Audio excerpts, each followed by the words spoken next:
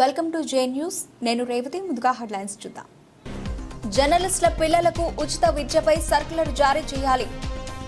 తిహార్ జైల్లో కవితతో కేటీఆర్. బెంగళూరు జైలు నుంచి విడుదలైన నటి హేమ. మాజీ మంత్రి మల్లారెడ్డిపై కేసు నమోదు. తెలంగాణలో పాఠ్య పుస్తకాల అంశం, ఇద్దరు అధికారులపై వేటు. డిప్యూటీ సీఎం పవన్ కళ్యాణ్కు సీఎం చంద్రబాబు శుభాకాంక్షలు. నాగర్ కర్నూలు జిల్లాలోని జర్నలిస్టుల పిల్లలకు ప్రైవేటు పాఠశాలల్లో ఉచిత విద్యను అందించడానికి సర్క్యులర్ జారీ చేయాలని TUWJH 143 జిల్లా అధ్యక్షుడు చంద్రశేఖరరావు, తెలంగాణ ఎలక్ట్రానిక్ మీడియా జర్నలిస్టుల సంఘం జిల్లా అధ్యక్షుడు కానాపురం ప్రదీప్, IJU జాతీయ నాయకుడు జమిని సురేష్ల ఆధ్వర్యంలో జిల్లా విద్యాశాఖ అధికారిని శుక్రవారం కలిసి వినతిపత్రం అందించారు. ఈ సందర్భంగా వారు మాట్లాడుతూ నాగర్ కర్నూలు జిల్లా TUWJH 143 యూనియన్ ఆధ్వర్యంలో ప్రింట్ అండ్ ఎలక్ట్రానిక్ మీడియా జర్నలిస్టులు, ఫోటో అండ్ వీడియో డెస్క్ జర్నలిస్టుల పిల్లలకు గతంలో మాదిరిగా ఏడాది కూడా సర్క్యులర్ను జారీ చేయాలని కోరడం జరిగిందన్నారు. నాగర్ కర్నూలు జిల్లాలో జర్నలిస్టుల పిల్లలకు ప్రైవేటు పాఠశాలల్లో ఉచితంగా విద్యను అందించాలని కోరుతున్నట్టుగా వారు తెలిపారు. గత కొన్నేళ్లుగా నాగర్ కర్నూలు జిల్లాలో జర్నలిస్టుల పిల్లలకు ఉచితంగా విద్యను అందిస్తున్న విధంగా అదే విధానాన్ని కొనసాగిస్తూ ఒక్కో జర్నలిస్టు కుటుంబంలోని ఇద్దరు పిల్లలకు ఉచిత విద్యను అందించే విధంగా జిల్లాలోని ప్రైవేటు పాఠశాలల యాజమాన్యానికి ఆదేశాలు ఇవ్వాలని కోరడం జరిగిందన్నారు. గతంలో ఇచ్చిన మాదిరిగా ఈ విద్యా సంవత్సరానికి కూడా ఒక సర్క్యులర్ను జిల్లాలోని ప్రైవేటు పాఠశాలల యాజమాన్యానికి జారీ చేయాలని కోరగా ఇందుకు జిల్లా విద్యాశాఖ అధికారి గోవిందరాజులు సర్క్యులర్ జారీకి సానుకూలంగా స్పందిస్తూ 1-2 రోజుల్లో అందిస్తామని హామీ ఇవ్వడం జరిగింది. ఈ కార్యక్రమంలో యూనియన్ నాయకులు రాజేష్ గౌడ్, 6 టీవీ శ్రీనివాస్ గౌడ్, అలాగే సీనియర్ జర్నలిస్టులు ఉమాశంకర్, అహ్మదుల్లా ఖాన్, ఆవుల భాస్కర్ బాబు, సాగర్, ఫోటో జర్నలిస్టు సంఘం జిల్లా నాయకులు కపిల వై రాజు, జర్నలిస్టులు Satyam Balaswamy, MRK news Ramakrishna, Mohammed Sadiq, Etigadda Venkatesh, Anand, 19 TV Shekhar, big TV Prakash, photo journalist Veerender Goud, Balu తదితరులు పాల్గొన్నారు. నేడు నార్కల్ జిల్లా విద్యాశాఖ అధికారిని TUWJ జర్నలిస్టు సంఘం తరఫున మేము కలవడం జరిగింది. నాగర్కల్ జిల్లాలోని అర్హత గల ప్రతి జర్నలిస్టు పిల్లలకు ఉచిత విద్యను అందించాలని మేము రాతపూర్వకంగా DO గారిని కోరడం జరిగింది. దానికి ఆయన సానుకూలంగా స్పందించి ఇద్దరు పిల్లలకు ఉచిత విద్యను అందించే విధంగా వాళ్ళు ఈరోజు ఆర్డర్స్ ఇస్తామని చెప్పి మాకు తెలిపారు. దానికి మేము జిల్లా విద్యాశాఖ అధికారి గారికి కృతజ్ఞతలు తెలియజేస్తున్నాము. అదేవిధంగా అర్హత గల జర్నలిస్టులకు ప్రైవేటు పాఠశాలలో DO గారి ఉత్తర్వుల మేరకు ఉచిత విద్యను జర్నలిస్టు పిల్లలకు ఇద్దరు పిల్లలకు ఉచిత విద్యను ఇవ్వాలని ప్రైవేటు పాఠశాలలు కూడా ఈరోజు DO గారు ఆదేశాలు ఇస్తారు. వాటిని పాటించి జర్నలిస్టు పిల్లలను ఉచిత విద్యను అందించే విధంగా తోడ్పాటును అందించాలని ప్రైవేటు పాఠశాలల యాజమాన్యాలు కూడా మేము మా సంఘం తరఫున తెలియజేయడం జరుగుతుంది.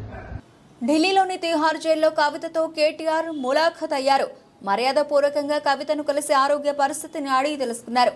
ఢిల్లీ మద్యం కుంభకోణం కేసులో కవితను జ్యుడిషియల్ రిమాండ్ను రౌస్ అవెన్యూ కోర్టు మరోసారి 2 వారాల పాటు పొడిగించిన విషయం తెలిసిందే. CBI నమోదు చేసిన కేసులో ఈ నెల 21 వరకు ఆమెకు రిమాండ్ విధిస్తూ ఉత్తర్వులు జారీ ఇచ్చింది. అలాగే మరోవైపు చదువుకోవడానికి 9 పుస్తకాలు కావాలని కోర్టును కోరగా అందుకు న్యాయస్థానం అనుమతించింది. తదుపరి విచారణ ఈ నెల 21న జరగనుంది. ఆమెను కలిసిన తర్వాత కేటీఆర్ హైదరాబాద్కు తిరుగు పయనం అయ్యారు. ఢిల్లీలోని తిహార్ జైల్లో కవితతో కేటీఆర్ ములాఖత్ అయ్యారు. మర్యాదపూర్వకంగా కవితను కలిసి ఆరోగ్య పరిస్థితిని అడిగి తెలుసుకున్నారు. ఢిల్లీ మద్యం కుంభకోణం కేసులో కవితను జ్యుడిషియల్ రిమాండ్ను రౌస్ అవెన్యూ కోర్టు మరోసారి 2 వారాల పాటు పొడిగించిన విషయం తెలిసిందే. CBI నమోదు చేసిన కేసులో ఈ నెల 21 వరకు ఆమెకు రిమాండ్ విధిస్తూ ఉత్తర్వులు జారీ ఇచ్చింది. అలాగే మరోవైపు చదువుకోవడానికి 9 పుస్తకాలు కావాలని కోర్టును కోరగా అందుకు న్యాయస్థానం అనుమతించింది. తదుపరి విచారణ ఈ నెల 21న జరగనుంది. ఆమెను కలిసిన తర్వాత కేటీఆర్ హైదరాబాద్కు తిరుగు పయనం అయ్యారు. ప్రముఖ సినీ నటి హేమ బెంగళూరు జైలు నుంచి విడుదలయ్యారు. కోర్టు ఆమెకు షరతులతో కూడిన బెయిల్ మంజూరు చేయడంతో శుక్రవారం ఆమె విడుదలయ్యారు. బెంగళూరు రేవ్ పార్టీ కేసులో సినీ నటి హేమను బెంగళూరు CCB పోలీసులు అరెస్ట్ చేశారు.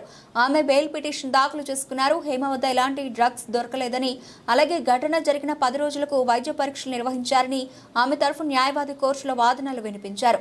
అలాగే డ్రగ్స్ తీసుకున్నట్లు పోలీసులు సాక్ష్యాలు చూపించలేకపోయారని పేర్కొన్నారు. అయితే ఆమె పార్టీలో పాల్గొన్నట్లు చూపే ఆధారాలను సీసీబీ కోర్టుకు అందించింది. ఇరువైపుల వాదనలు విన్న న్యాయస్థానం హేమకు షరతులతో కూడిన బెయిల్ను మంజూరు చేసింది. దీంతో ఆమె ఈ రోజు విడుదలయ్యారు. ప్రముఖ సినీ నటి హేమ బెంగళూరు జైలు నుంచి విడుదలయ్యారు. కోర్టు ఆమెకు షరతులతో కూడిన బెయిల్ మంజూరు చేయడంతో శుక్రవారం ఆమె విడుదలయ్యారు. బెంగళూరు రేవ్ పార్టీ కేసులో సినీ నటి హేమను బెంగళూరు సీసీబీ పోలీసులు అరెస్ట్ చేశారు. ఆమె బెయిల్ పిటిషన్ దాఖలు చేసుకున్నారు. హేమ వద్ద ఎలాంటి డ్రగ్స్ దొరకలేదని, అలాగే ఘటన జరిగిన 10 రోజులకు వైద్య పరీక్షలు నిర్వహించారని ఆమె తరఫు న్యాయవాది కోర్టులో వాదనలు వినిపించారు.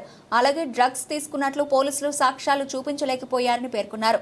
అయితే ఆమె పార్టీలో పాల్గొన్నట్లు చూపే ఆధారాలను సీసీబీ కోర్టుకు అందించింది. ఇరువైపుల వాదనలు విన్న న్యాయస్థానం హేమకు షరతులతో కూడిన బెయిల్ను మంజూరు చేసింది. దీంతో ఆమె ఈ రోజు విడుదలయ్యారు.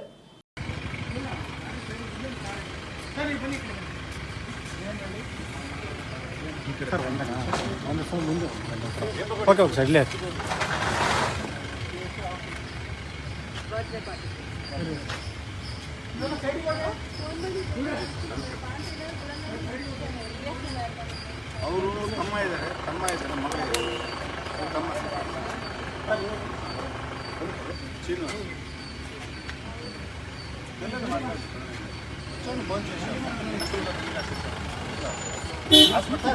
ఇక్కడ వచ్చింది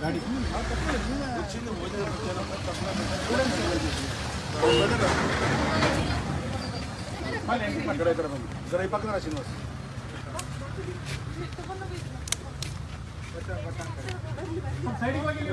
మాట్లాడండి పడిపోతే వేరే మధ్యలో అసలు వీళ్ళకి చెప్పాల్సిన అవసరం ఏముంది మనకి అంతే ఏం మాట్లాడాల్సిన. తెలంగాణ మాజీ మంత్రి బీఆర్ఎస్ ఎమ్మెల్యే మల్లారెడ్డిపై కేసు నమోదైంది. భూ కబ్జా కేసులో పేట్ బషీరాబాద్ పోలీసులు మల్లారెడ్డితో పాటు ఆయన అల్లుడు రాజశేఖర్ రెడ్డిపై 7 సెక్షన్ల కింద కేసు నమోదు చేశారు. తనకు చెందిన 32 గుంటల స్థలాన్ని కబ్జా చేశారని షేరి శ్రీనివాసరెడ్డి అనే వ్యక్తి ఫిర్యాదుతో ఈ కేసు నమోదు చేశారు. తమ స్థలంలోని నిర్మాణాలను మల్లారెడ్డి కూల్చివేయించారని ఆరోపించారు. బాధితుడు ఇచ్చిన ఫిర్యాదుపై విచారణ జరిపిన పోలీసులు సుచిత్రలోని భూమిని కబ్జా చేసినట్లు నిర్ధారించారు. తెలంగాణ మాజీ మంత్రి బీఆర్ఎస్ ఎమ్మెల్యే మల్లారెడ్డిపై కేసు నమోదైంది.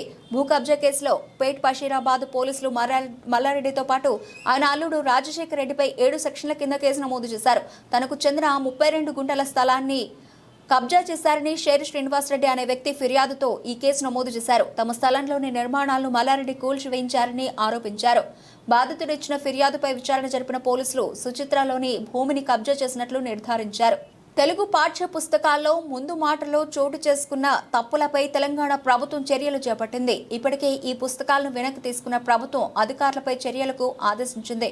ప్రభుత్వ పాఠ్య పుస్తకాల విభాగం డైరెక్టర్ శ్రీనివాసాచారి, ఎన్సీఈఆర్టీ డైరెక్టర్ రాధారెడ్డిపై చర్యలకు ఆదేశించింది. పాఠ్య పుస్తకాల బాధ్యతల నుంచి వీరిని తొలగిస్తూ ఆదేశాలు జారీ చేసింది.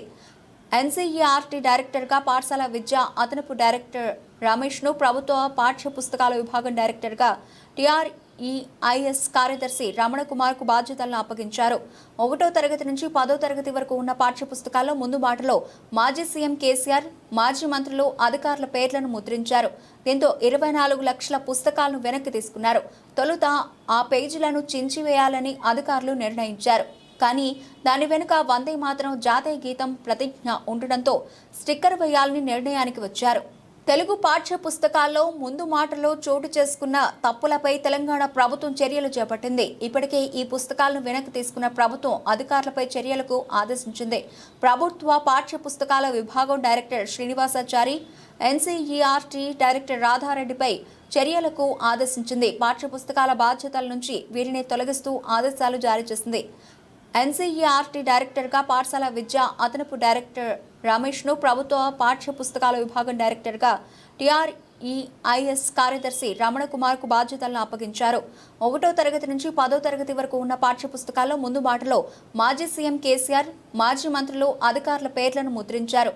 దీంతో 24 లక్షల పుస్తకాలను వెనక్కి తీసుకున్నారు. తొలుత ఆ పేజీలను చించివేయాలని అధికారులు నిర్ణయించారు. కానీ దాని వెనుక వందే మాతరం జాతీయ గీతం ప్రతిజ్ఞ ఉండడంతో స్టిక్కర్ వేయాలని నిర్ణయానికి వచ్చారు. ఏపీ మంత్రులకు నేడు శాఖలు కేటాయించారు. దీనిపై ముఖ్యమంత్రి చంద్రబాబు నాయుడు స్పందించారు. ప్రజలకు సుపరిపాలన అందించడమే ధ్యేయంగా నూతన మంత్రుల పనితీరు ఉండాలని ఆకాంక్షిస్తున్నట్టు తెలిపారు. ప్రజాపాలనలో కొత్త అధ్యాయం మొదలవుతోందని పేర్కొన్నారు.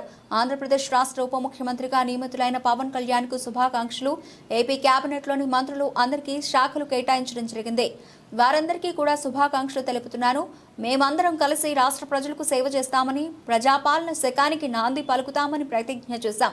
మంత్రులుగా పోర్ట్ఫోలియోలు అందుకున్న మీరు మన ప్రజల ఆకాంక్షలు నెరవేర్చడానికి కృషి చేస్తారని గట్టిగా నమ్ముతున్నాను. ఈ పవిత్రమైన బాధ్యతలతో కూడిన ప్రస్థానాన్ని ప్రారంభిస్తున్న మీకందరికీ బెస్ట్ విషెస్ తెలియజేస్తున్నాను అంటూ చంద్రబాబు ట్వీట్ చేశారు. ఏపీ మంత్రులకు నేడు శాఖలు కేటాయించారు. దీనిపై ముఖ్యమంత్రి చంద్రబాబు నాయుడు స్పందించారు. ప్రజలకు సుపరిపాలన అందించడమే ధ్యేయంగా నూతన మంత్రుల పనితీరు ఉండాలని ఆకాంక్షిస్తున్నట్టు తెలిపారు. ప్రజాపాలనలో కొత్త అధ్యాయం మొదలవుతోందని పేర్కొన్నారు. ఆంధ్రప్రదేశ్ రాష్ట్ర ఉప ముఖ్యమంత్రిగా నియమితులైన పవన్ కళ్యాణ్ కు శుభాకాంక్షలు. ఏపీ కేబినెట్లోని మంత్రులు అందరికీ శాఖలు కేటాయించడం జరిగింది. వారందరికీ కూడా శుభాకాంక్షలు తెలుపుతున్నాను. మేమందరం కలిసి రాష్ట్ర ప్రజలకు సేవ చేస్తామని, ప్రజాపాలన శకానికి నాంది పలుకుతామని ప్రతిజ్ఞ చేశాం. మంత్రులుగా పోర్ట్ఫోలియోలు అందుకున్న మీరు మన ప్రజల ఆకాంక్షలు నెరవేర్చడానికి కృషి చేస్తారని గట్టిగా నమ్ముతున్నాను. ఈ పవిత్రమైన బాధ్యతలతో కూడిన ప్రస్థానాన్ని ప్రారంభిస్తున్న మీకందరికీ బెస్ట్ విషెస్ తెలియజేస్తున్నాను అంటూ చంద్రబాబు ట్వీట్ చేశారు. బులెటిన్ ముగించే ముందు హెడ్లైన్స్ మరోసారి. జర్నలిస్టుల పిల్లలకు ఉచిత విద్యపై సర్క్యులర్ జారీ చేయాలి. తిహార్ జైల్లో కవితతో కేటీఆర్. బెంగళూరు జైలు నుంచి విడుదలైన నటి హేమ. మాజీ మంత్రి మల్లారెడ్డిపై కేసు నమోదు. తెలంగాణలో పాఠ్య పుస్తకాల అంశం, 2 అధికారులపై వేటు. డిప్యూటీ సీఎం పవన్ కళ్యాణ్ కు సీఎం చంద్రబాబు శుభాకాంక్షలు. ఇవి ఇప్పటివరకు నా బులెటిన్ విశేషాలు. మరిన్ని విశేషాలతో మళ్ళీ కలుద్దాం. అంతవరకు సెలవు. నమస్తే.